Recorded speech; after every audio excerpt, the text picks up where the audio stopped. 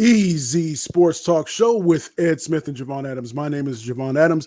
You can call me Jay or J Love. That man on the side of me is the one and only Ed Easy Smith. He not only played professional baseball, but also played in the National Football League for that first Super Bowl bound team for the Atlanta Falcons. He's an author. He is also a motivational speaker. What is good, my brother? Man, I just had my first day of PT, and bruh, they put it on me. I feel like it's the first day of training camp up in this piece, man. Need me a hot cold tub or something to go sit in. Man, I could hear it in your voice as soon as we got online. I could hear it, man. I could hear it. I did. And nothing as taxing as what you did today, but I got back on working out, doing legs today, and Okay. so I didn't want to. That's when I know I needed it because I didn't want to do legs today, and so I'm glad I did. But while I was going through it, I was not happy about it. Oh boy, yeah. So we do this thing 3 times a week: Monday, Wednesday, Friday. Tell a friend and tell a friend about what we got going on here. But today, what I want to focus on is I came across an article about the top 25 changes coming to college football in 2024. I'm not going to go through all 25, but there's a couple that I wanted to throw out your way and get your thoughts on. And if you had a couple, you can obviously throw them my way. So that's kind of going to be what today's show is really all about. And I'll preface this by saying we know that these are some of the items that they have on there. The college football playoff is going from 4 teams to 12 teams.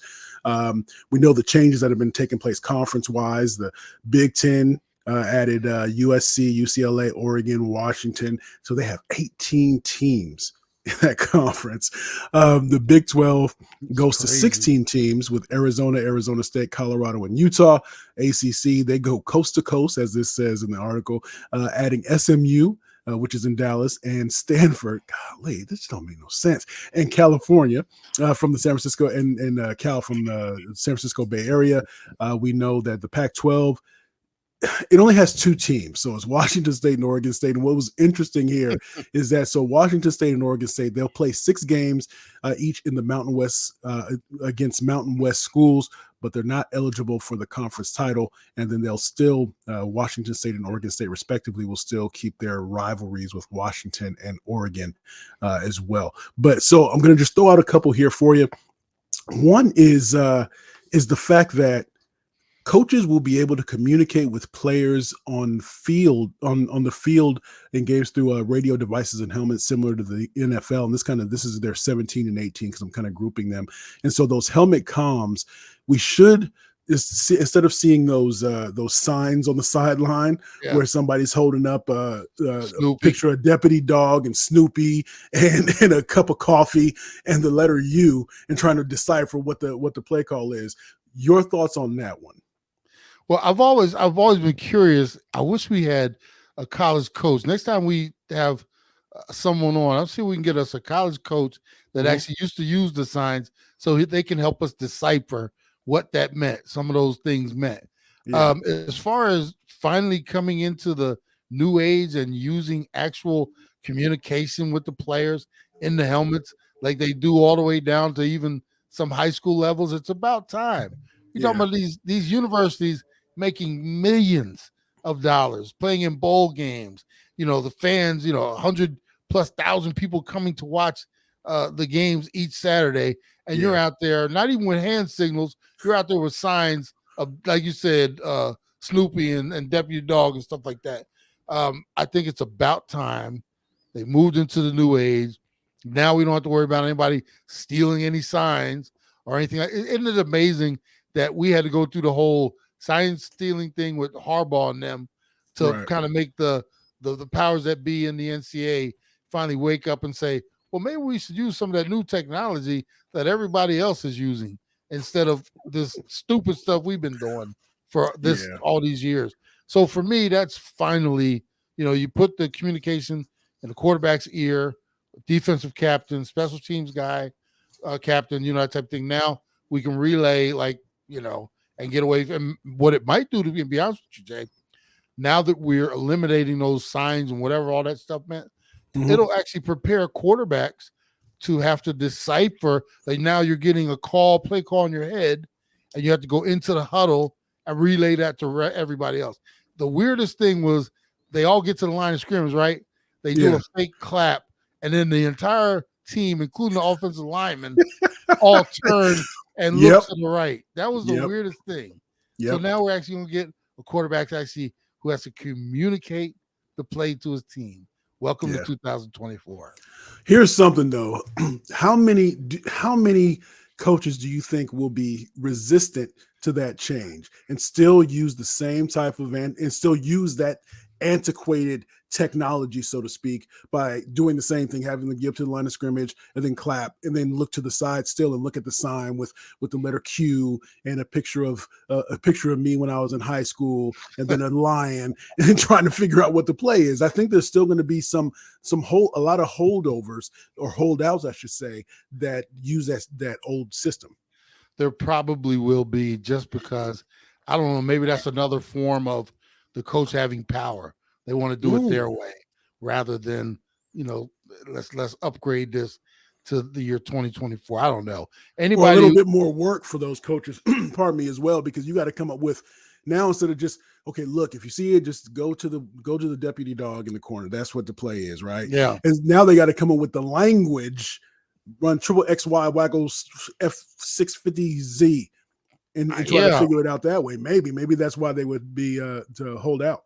That's a great question. I have no idea.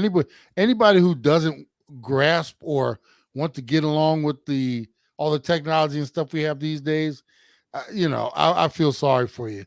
I go back to the days when I was playing, when we actually used to get paper pictures sent down that we had to go through on the sideline, flipping through on one screenshot at a time to figure out stuff. Now they got these tablets. Tap on the tablet, it can play the replay for you. You can see where we have to make the adjustment here instead of doing this. Let's do that, So any coach that still wants to hold on to the cardboard cutouts and stuff like that, let's just put it, if I'm a president of a university and I'm seeing that we're spending money on all this stuff, or you don't want to go to the next level, that might make me think that you're not the right guy for this university, because we want to be pushing it and moving forward, not standing where we are in the same space with that old school stuff. That's why we partners, because you threw that softball pitch to me. So number 19 is players and coaches will now be permitted to use computer tablets on the sideline, coaches' boxes, and locker rooms to review in-game video. Thoughts on that? As I mentioned, I wish we would have. I mean, I'll date myself even more, Jay. When I was playing in the NFL, every week I had a cassette tape. I'll show you something. Are you serious? I had one of these. Oh, VHS tape. Oh, goodness. VHS with my name on it and my position. And every week I'd come back in after we played New Orleans this week, right? All my cut-ups were put on this. So I would have my first down, short yardage, third and long, whatever, all clipped and put on this. And I'd come in, because we just done with New Orleans, right? Put it in my little slot in the locker room. And then when I came out that day and after workouts and we're playing the Rams the next week, I'd pick my little tape back up and I'd go home. I'd go home that night, I'd pop it in the VCR and I'd watch that film on the next upcoming opponent. And I'm talking forward, backward. You watch a little bit, you go back. You don't want this first step. You want to watch this, and that's where I come from. Now they got these tablets where the players never even have to bring them in. They bring them in, but they upload everything automatically to their tablet.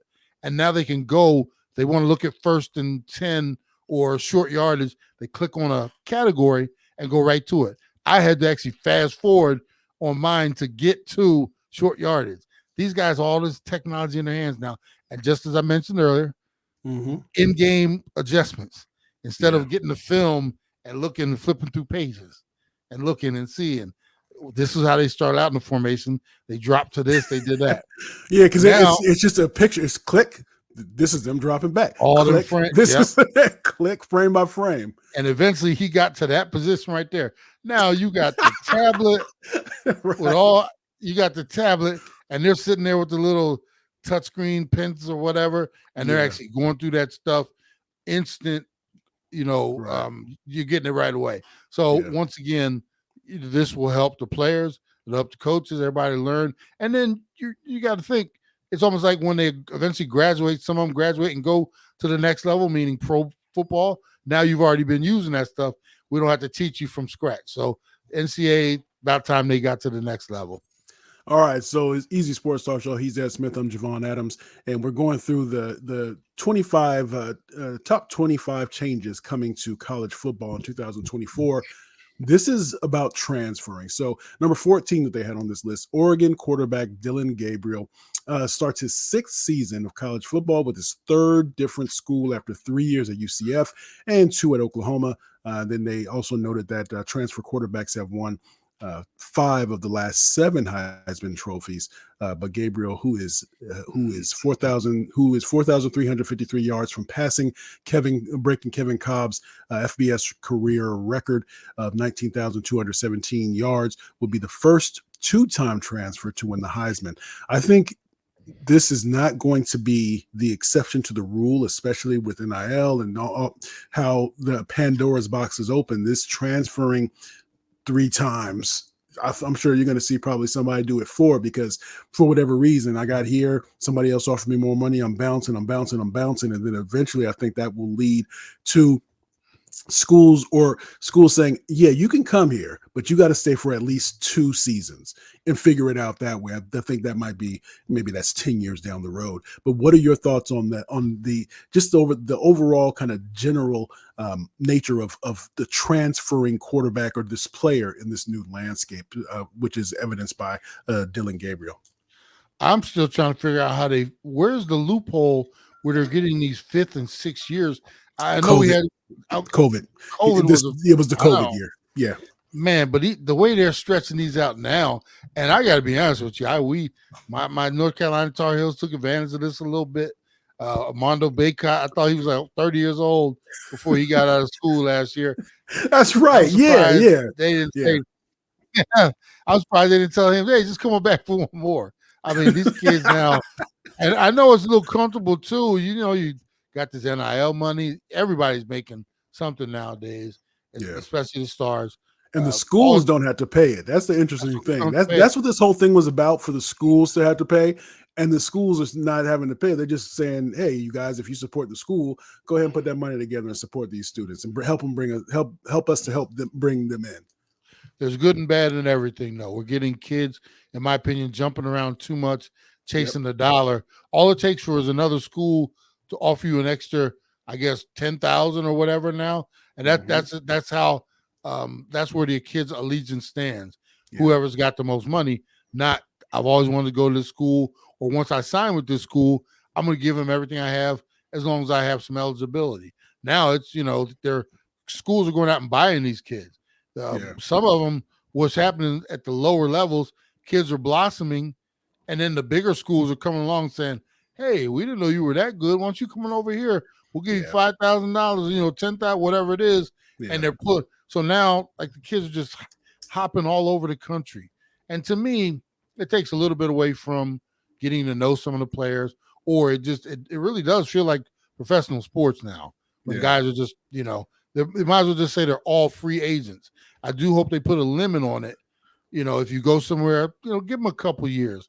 And obviously we'll be getting out of the COVID extensions, but kids staying 6 years and, getting all that money, all power to them. But as far as, watching it, it has become a little bit of a wild, wild west in terms of, who's going where, how long they're going to stay, and will they stay if somebody comes along and throws a little more money at them. So, like I said, good intentions, bad execution as far as NIL and the transfer portal, in my opinion. I will say this, because the thing that I thought was going to be the good consequence of this is that kids would stay longer in school, because if you can get, let's say you're getting 200,000 or 30,000, 50,000, then maybe you'll stay for another year, maybe to develop yourself, your skill set, and that can be for whatever sport that you play. But of course, we're talking about college football here, and maybe, just maybe, you'll get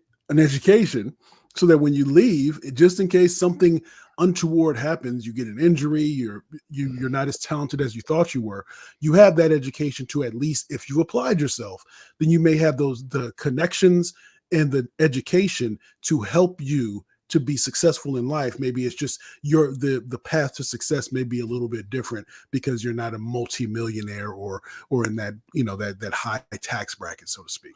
Hey, thank goodness for transferring credits, right? I mean, Oh my goodness. Oh my goodness. If they didn't, boy, we've been a whole lot of hurt. These kids, Well, obviously, the way they're jumping around. Hopefully, they be able to take most of them credits with them, because as we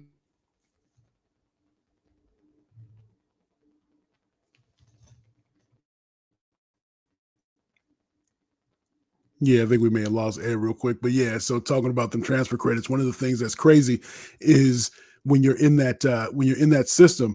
Sometimes you got the quarter system, and those folks who know, you got the quarter system and you got the semester system, and so that's what they don't tell you about those credits that transfer or don't transfer, those quarter credits. But yeah, I see you back, man, for sure. Yeah, like, hopefully they're some of the students, some of the athletes, I call them. See, I almost call them students. Hopefully, some of the athletes are still concerned about their education enough to take that portion of it seriously. We all know, like I said, it's hard too, Jay, with these kids jumping around their attention.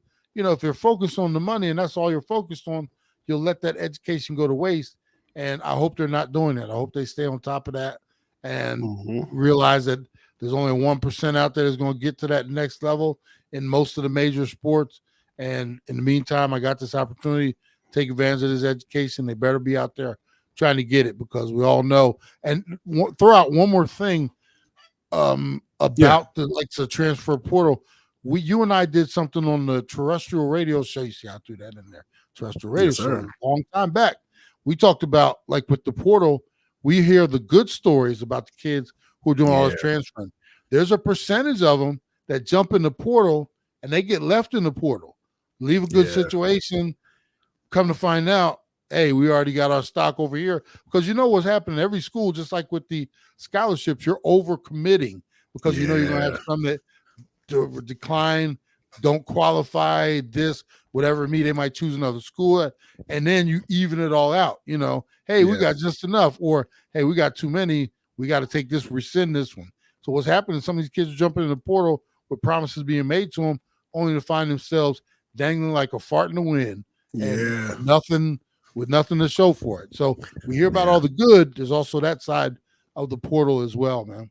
That is the dark side of it. And that's super unfortunate, because you have somebody that's gassing you up. Maybe you have an agent, because they're allowed to have agents now. They're gassing you up to tell you that go on. And the thing is, those agents aren't going to stay with you if there's no money coming in.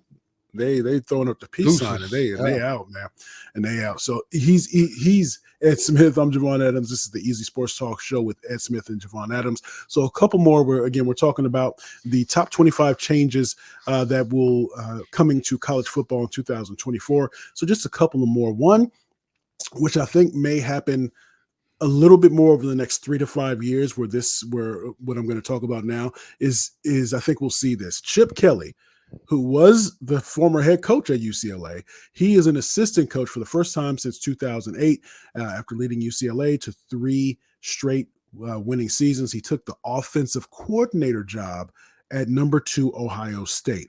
And so that's key there. So he took an offensive coordinator job, and UCLA, they're not those top dogs in the SEC or anything like that, but they're kind of one of those blue blood programs, if you will. But UCLA he was head coaching job and going to an offensive coordinator. I think that's something that you may see a little bit more of, because those coaches who have maybe been in the game for a while and realize there's a whole lot of work that I have to do with the NIL and trying to look at this and trying to see how much money we're going to pay to these players, all that, how we're going to allocate this money. And that's not what they signed up for in the college landscape. And so I think you'll probably see some of that happen a bit more. What are your thoughts on this, the Chip Kelly type situation? That is absolutely going to, and it's happened at a couple other locations as well. Think about this, Jay. These college coaches, many, many years ago, all they had to do, the season would end, they get on the recruiting trail, go see these kids, woo them, talk to mom and dad, get a commitment. You get back to campus, and eventually the kids would start showing up on your campus. And then you had them locked in for 3, sometimes 4 years. Yeah. Now you're going to recruiting these kids, and first off, you got, hey, what you got on my 40, homie? I mean, they're expecting you to walk in the door, meaning Yeah. high school kids expecting you to Yes. walk in the door, telling them what they are going to earn, their potential. That Yep. doesn't satisfy them. They're moving on. Okay, now you get them in your school. Not only do you have to continue to recruit your other incoming freshmen for the next 4 years, you got to recruit this kid that you got on campus last year for the next 3 years, because every time you turn around, there's a threat that he might be scooped up by NIL at another school, jump in the portal. So what's happening, these coaches are like, I don't have enough time in the day. I mean, before college coach, like I said, the recruiting season, one signing period in February, maybe a late signing period later on in the year, you're done with it.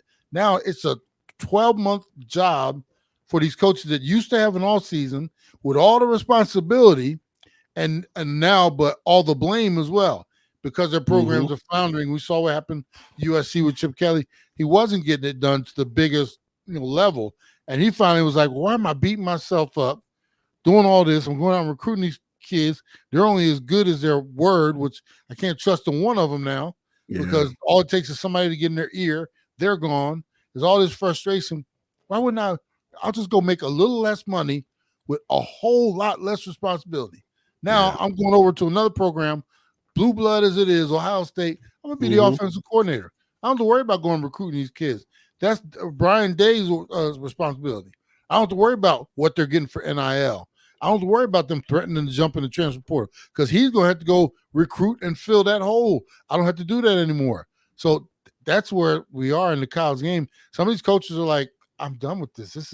And we've seen some of our major basketball head coaches, Roy Williams, Krzyzewski, my man in that was at Syracuse, Villanova, Syracuse. Villanova, Yeah. UConn. These guys are like, you know what? It's a new day and age.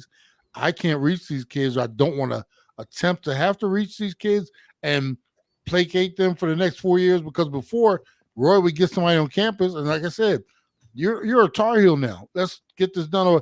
Nah, not now. You got to. So even a lot of the coaches that we thought would never be gone, they said, you know what? Nah, I'm done. I've had enough.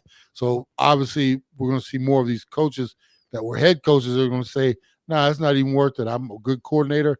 I don't need the head job. I'd rather have the smaller office down the hall with a little less responsibility, please. And I think that's a trend that's going to start happening.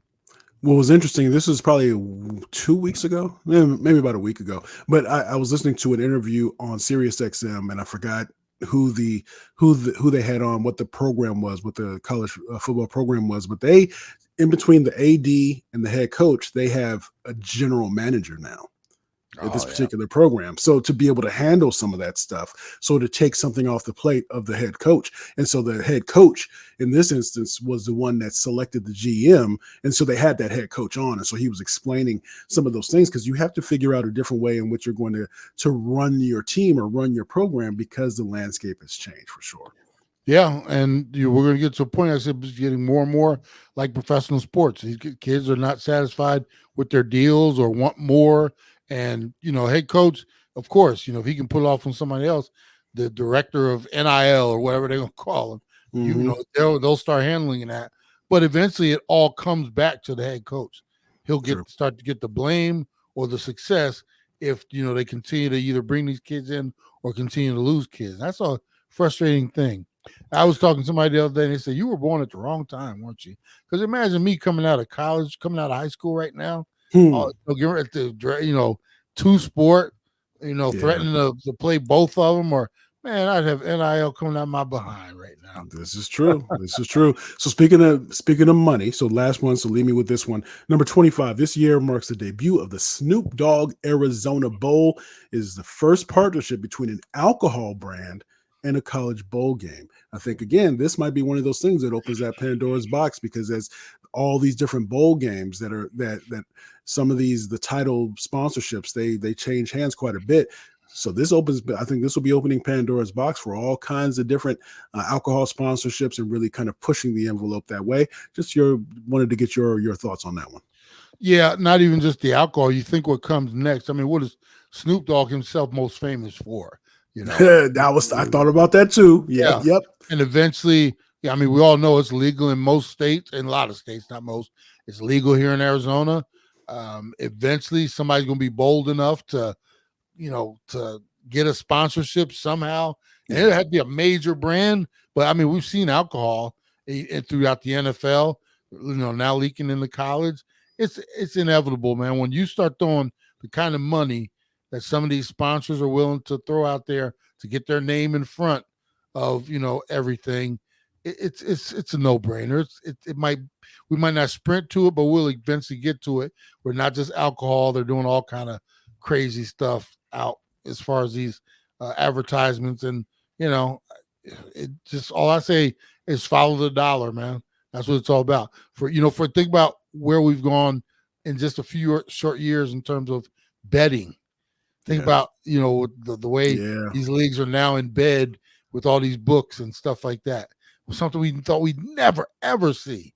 And they're putting franchises in Las Vegas of all places. So it's all everything. Once you start doing that type of stuff, Jay, everything is on the board. Everything's on the board. I don't care what you say.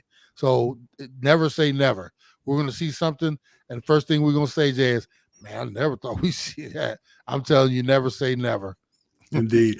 EasySportsTalk.com, EasySportsTalk.com. You can, we encourage you to subscribe to our YouTube channel. That's The Easy Sports Talk Show. Again, The Easy Sports Talk Show. However you found this podcast, we do appreciate it. Share, like, subscribe, tell a friend about what we have going on here. And as we always like to say around this time, you can.